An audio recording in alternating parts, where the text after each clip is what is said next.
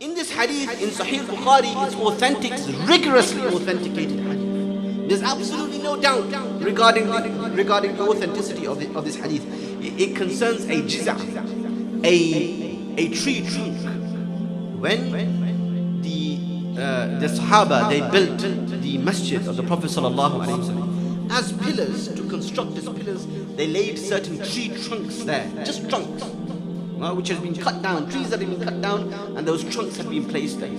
There was this one particular trunk that the Prophet sallallahu alaihi wasallam, he would lean against when he would deliver his khutbah on a Friday. After a few months or a few weeks, the companions decided to construct a mimbar, a platform upon which the Prophet ﷺ could stand and lean and sit in order to deliver his khutbah. The very first Friday that the Prophet ﷺ ascended the mimbar, ascended the pulpit, the companions report that they could hear a loud wailing sound, a crying sound coming from within the vicinity of the masjid. Sayyidina Abu Hurairah radiallahu ta'ala anhu reports that the sound of wailing and crying was so loud that people as far as the back of the masjid could hear the wails, could hear the sound. And that sound was coming from that tree trunk, which was now crying and yearning for the Prophet sallallahu alaihi wasallam. And it's reported by the companions that it continued to cry up until the Prophet sallallahu alaihi wasallam descended from his mimbar and he went up to that tree trunk and he hugged it. SubhanAllah. And then he turned to the companions and he said, "Law lam ahdadinhu labaqiya hakadha ila yawm al-qiyamah." If I hadn't hugged it, by Allah, it would have remained like this, crying up until the day of judgment. So these inanimate objects that had no life in them were given life due to their attachment with the Prophet sallallahu alaihi wasallam. This tree trunk, that mount of Uhud, those of you who have been to Medina, you've seen the beautiful mountain of Uhud. The Prophet sallallahu alaihi wasallam was once standing upon the mount of Uhud. He had with him Abu Bakr, he had with him Sayyidina Umar, he had with him Sayyidina Uthman, may Allah be pleased with all of them. And Uhud began to shake.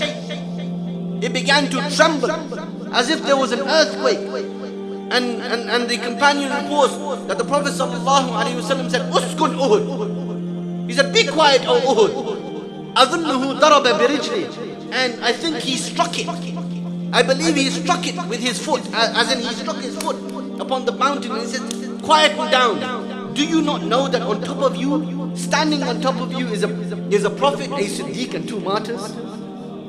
Immediately the mountain began to stop shaking, subservient to the command of the Prophet sallallahu alaihi wasallam. That tree trunk, this mountain. Sayyidina Ali ibn Abi Talib karramallahu wajha, he reports that خرجت مع رسول الله صلى الله عليه وسلم لقضاء بعض حاجاته فما مررنا بشجر ولا هجر إلا قال السلام عليك يا رسول الله. He said, we went out with the Prophet صلى الله عليه وسلم to fulfill a need, and we did not pass by a single tree or a single stone except that it called out, it exclaimed, "Assalamu alayka ya Rasulullah."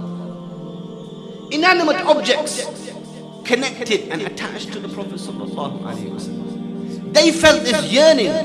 If inanimate objects that have no life can feel this potent yearning for the Prophet sallallahu alaihi wasallam, then I ask you, how can the hearts of the believers not yearn for the Prophet alaihi salatu wasallam? How can we not yearn to be attached and associated with the Prophet sallallahu alaihi wasallam? The whole universe was made subservient to his command. How can we not fulfill his command? When the entire universe, it was made fard upon the universe to fulfill the command of the Prophet. How then can we disobey those commands of the Prophet ﷺ?